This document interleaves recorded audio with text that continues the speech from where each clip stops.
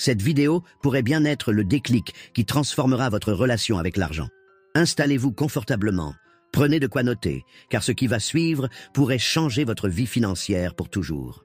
Numéro 1. Les vêtements de marque à prix exorbitant. Laissez-moi vous parler d'un truc qui me fait toujours rire. Ces gens qui pensent que porter du Gucci de la tête aux pieds va les rendre riches. Vous savez quoi? C'est exactement l'inverse. Prenez Warren Buffett, ce mec qui pourrait littéralement s'acheter une usine de costumes s'il le voulait. Et pourtant, il se balade avec des costumes Zegna à 500 €, 1000 €. Pas mal, me direz-vous, mais pour un gars qui pourrait se faire tailler des costumes en fil d'or à 20 000 €, c'est presque de la fast fashion. Mais voici la partie qui va vous faire tomber de votre chaise. Imaginez que vous claquez 1000 € par mois dans des fringues de marque. Ça fait 12 000 € par an, juste pour ressembler à un panneau publicitaire ambulant. Maintenant, accrochez-vous bien. Si vous preniez cet argent et l'investissiez avec un rendement de 7% sur 20 ans, vous vous retrouveriez avec, roulement de tambour, 593 000 €. Oui, vous avez bien entendu. Le prix de votre garde-robe Instagram friendly pourrait vous rapporter un demi-million d'euros. De quoi s'acheter une vraie garde-robe de millionnaire plus tard, si vous y tenez vraiment. Le vrai luxe, ce n'est pas de faire croire aux autres que vous êtes riche. C'est de pouvoir dire non à votre réveil le matin parce que vous êtes financièrement libre. Alors, la prochaine fois que vous voyez une pub pour des baskets à 800 €, demandez-vous si vous préférez avoir l'air riche maintenant ou être vraiment riche plus tard. Comme je le dis toujours, les vrais riches ne s'habillent pas pour impressionner leur compte Instagram, mais pour impressionner leur compte en banque. Numéro 2. Les gadgets électroniques dernier cri. Parlons de cette maladie moderne que j'appelle la fièvre du dernier iPhone. Vous savez, cette sensation irrésistible qui vous prend quand Apple sort un nouveau modèle avec, attendez, 3 pixels de plus à l'appareil photo. Sérieusement, qui a besoin d'un téléphone à 1500 € pour regarder des vidéos de chat sur TikTok? Votre iPhone de l'année dernière fait exactement la même chose, et devinez quoi? Il prend aussi des selfies parfaitement acceptables pour votre feed Instagram. Les vrais riches, eux, ils ont compris le truc. Ils sont là, peinards avec leur téléphone d'il y a 2 générations, en train de compter les intérêts de leurs investissements, pendant que vous faites la queue devant l'Apple Store à 5 h du matin. La classe, non. Je vais vous dire un secret, ce n'est pas votre smartphone dernier cri qui va vous rendre riche. Steve Jobs a créé Apple avec un garage et des composants bas de gamme, pas avec un iPhone 15 Pro Max Ultra Mega Plus. Imaginez plutôt investir la différence de 700 € entre le dernier modèle et celui d'avant dans des bouquins sur l'investissement ou une formation en ligne. Ça, c'est un upgrade qui peut vraiment changer votre vie. Comme je dis toujours à mes amis, si ton téléphone est plus intelligent que ton portefeuille, tu as un problème. Alors la prochaine fois que vous serez tenté par le dernier gadget à la mode, demandez-vous: est-ce que j'ai vraiment besoin d'une meilleure caméra pour photographier mon dessert, ou est-ce que je préfère investir dans mon futur? Les seuls gadgets qui devraient vous impressionner sont ceux qui génèrent de l'argent, pas ceux qui en consomment. Numéro 3. Les abonnements inutilisés, les services de streaming multiples. Parlons de ce petit plaisir moderne qu'on appelle la collection d'abonnements. Vous savez, ce moment où vous réalisez que vous payez pour regarder 7 séries différentes sur 5 plateformes différentes, en même temps. Sérieusement, qui a le temps de regarder tout ça? À moins que vous n'ayez découvert le secret pour avoir 48 heures dans une journée, je pense qu'on peut faire le ménage ici. Netflix pour les séries du moment, Disney Plus pour les Marvel, Amazon Prime parce que... Ah oui, la livraison gratuite d'Apple TV Plus parce que... En fait, pourquoi déjà? Sans oublier l'abonnement à la salle de sport que vous n'avez pas vu depuis le nouvel an 2022. Faites le calcul avec moi. 50 € par mois en abonnement d'hiver, ça fait 600 € par an. Sur 10 ans, ça vous fait 6 000 €. Imaginez un peu. Pendant que vous dormez devant Netflix, cet argent aurait pu travailler pour vous dans un investissement. Les vrais riches, ils font quoi? Ils choisissent un service de streaming, 2 max s'ils sont vraiment fans de séries. Et ils switchent quand ils ont fini de regarder ce qui les intéresse. Malin, non? Mon conseil? Faites comme moi. Organisez un audit des abonnements. C'est comme un grand ménage de printemps, mais pour votre compte en banque. Croyez-moi, vous allez trouver des trucs que vous payez depuis si longtemps que vous aviez oublié leur existence. Comme je dis toujours, si tu passes plus de temps à scroller dans tes apps qu'à compter tes sous, il y a peut-être un problème. L'argent le plus facile à gagner, c'est celui qu'on arrête de gaspiller. Numéro 4. Les vacances de luxe à crédit. Oh là là, parlons de ce fameux syndrome du « je mérite des vacances de luxe même si je dois vendre un rein ». Vous connaissez cette sensation?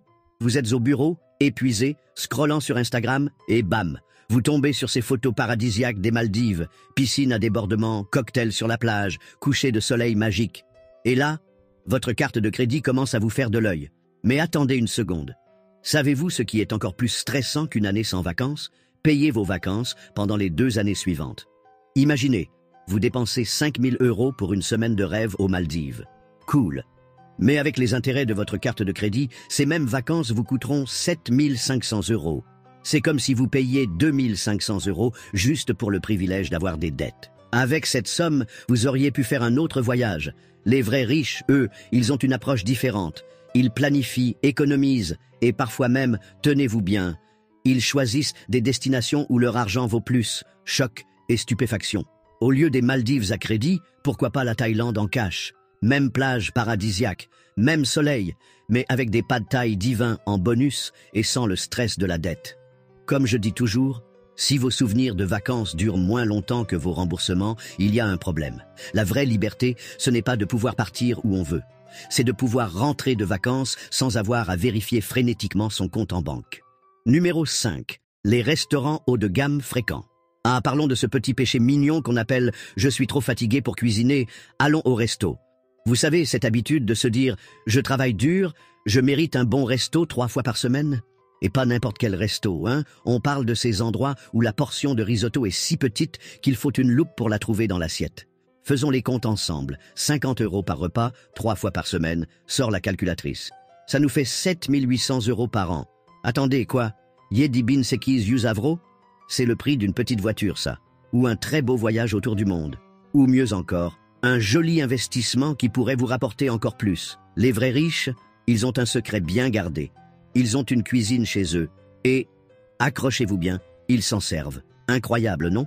Je ne dis pas qu'il faut devenir ermite et ne plus jamais sortir. Mais réserver les restos pour les occasions spéciales, c'est comme porter votre plus belle tenue. Ça devient vraiment spécial quand ce n'est pas tous les jours. En plus, cuisiner chez soi, c'est super tendance. Vous pouvez poster vos créations sur Instagram, impressionner vos amis avec vos talents culinaires et le meilleur dans tout ça, vous savez exactement ce qu'il y a dans votre assiette. Pas de sauce mystère à 15 € le supplément. Comme je dis toujours, si ton compte en banque fond plus vite que le beurre dans ta poêle, il est temps de se mettre au fourneau. Le vrai luxe, ce n'est pas de manger dehors tous les soirs, c'est d'avoir assez d'argent de côté pour ne pas stresser quand l'addition arrive. Numéro 6. Les bijoux, les montres de luxe, les accessoires de luxe. Parlons de cette obsession bizarre qu'ont certains avec les montres de luxe. Vous savez, ces petits bijoux mécaniques qui coûtent plus cher qu'une voiture, mais qui font exactement la même chose que votre téléphone. Donnez-leur. Mais attends, c'est un investissement. Ah bon? Parce que la dernière fois que j'ai vérifié, ma Rolex ne m'a pas versé de loyer à la fin du mois. Et croyez-moi, elle ne m'a pas non plus rendu plus ponctuel au rendez-vous. Faisons un petit calcul qui va vous faire grincer des dents. Prenez 10 000 €. Option A. Vous achetez une belle montre brillante qui va perdre de la valeur plus vite qu'un yaourt périmé. Option B. Vous investissez dans l'immobilier et vous empochez 800 € par an de revenus locatifs. Les vrais riches, ils ont compris un truc. Ce n'est pas ce qu'il y a à votre poignet qui compte, c'est ce qu'il y a dans votre portefeuille d'investissement. Je connais des millionnaires qui portent des Casio à 30 € et des gens criblés de dettes qui se pavanent avec des Rolex. Cherchez l'erreur. Comme je dis toujours, si ta montre vaut plus cher que ton compte en banque, t'as pas compris le concept du temps, c'est de l'argent. Et les autres accessoires de luxe? Ne me lancez même pas sur les sacs à main à 2000 € qui finissent au fond d'un placard, ou les boutons de manchette en or qui passent 364 jours par an dans un tiroir. Le vrai luxe, c'est de pouvoir regarder l'heure sur n'importe quelle montre et de voir que c'est l'heure de recevoir vos revenus passifs. Alors, on achète une Rolex ou un studio qui rapporte. À vous de voir si vous préférez avoir l'air riche ou l'être vraiment. Numéro 7. Les cartes de crédit multiples. Ah, parlons de ce phénomène fascinant. La collection de cartes de crédit. Vous savez, ces gens qui ont tellement de cartes dans leur portefeuille qu'ils pourraient ouvrir un casino.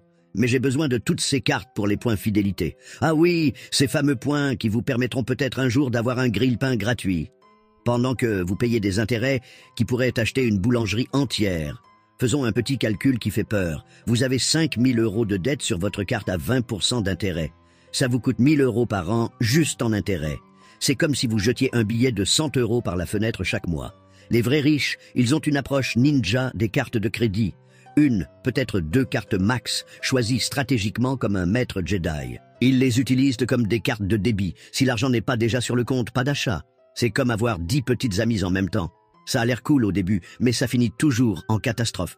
Et ça coûte très cher. Comme je dis toujours, si ton portefeuille a plus de cartes de crédit que tu n'as d'argent sur ton compte, Houston, on a un problème. Le vrai secret, c'est d'avoir une relation monogame avec votre carte principale et de la traiter comme votre meilleure amie, avec respect et sans abus. Alors, la prochaine fois qu'on vous propose une nouvelle carte avec des avantages incroyables, demandez-vous si ces avantages valent vraiment le risque de vous retrouver dans une relation toxique avec les intérêts composés. L'argent le plus cher du monde, c'est celui que vous n'avez pas encore gagné. Numéro 8. Les achats impulsifs en ligne. Oh là là, parlons de ce sport extrême qu'est le shopping en ligne à 3 heures du matin. Vous savez, ce moment magique où vous êtes convaincu qu'il vous faut absolument un épluche ananas électrique en forme de licorne? Amazon Prime, c'est comme avoir un casino dans votre poche. Livraison gratuite en 24 heures, qu'ils disent. Mais personne ne parle du coup pour votre compte en banque quand vous commandez tout ce qui brille. Les riches ont une technique secrète, la fameuse règle des 48 heures. C'est comme mettre votre envie d'achat en quarantaine. Et devinez quoi? 70% des trucs qu'on voulait absolument acheter nous semblent complètement ridicules 2 jours plus tard. Mais c'était en promo. Ah, la bonne vieille excuse de la promo. Savez-vous ce qui est encore moins cher qu'un produit en promo? Ne pas l'acheter du tout. Je vous donne un truc. La prochaine fois que vous avez une envie d'achat irrésistible à minuit, mettez l'article dans votre panier et allez dormir. Si au réveil, vous ne vous souvenez même plus ce que c'était, c'est que vous n'en aviez pas vraiment besoin. Comme je dis toujours, si Amazon était un coach sportif, on aurait tous des biceps en béton à force de cliquer sur « Acheter maintenant ».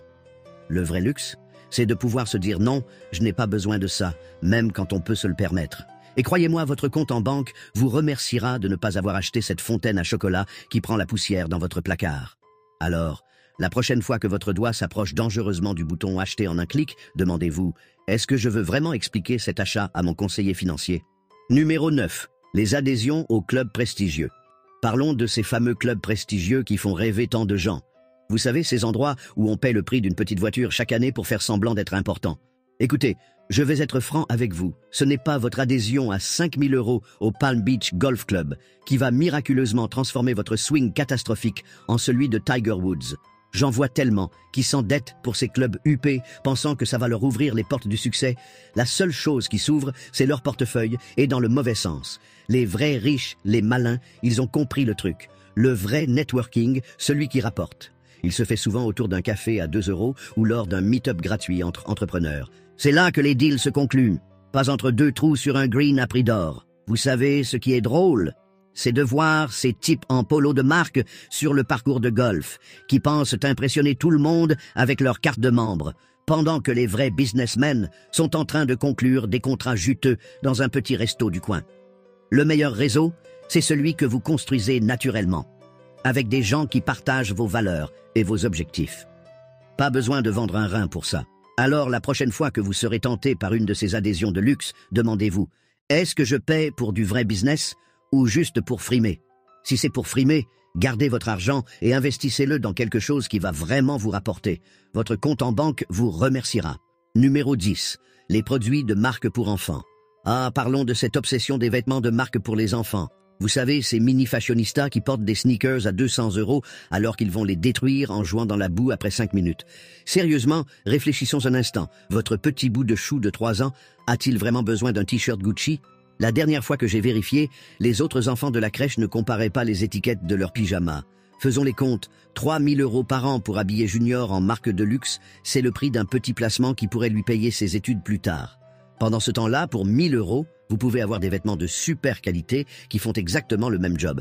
Gardez votre enfant au chaud et présentable. Le plus ironique dans tout ça, pendant que certains parents s'endettent pour que leur bambin ressemble à un mannequin miniature, les enfants des vrais riches apprennent déjà comment faire fructifier leur argent de poche.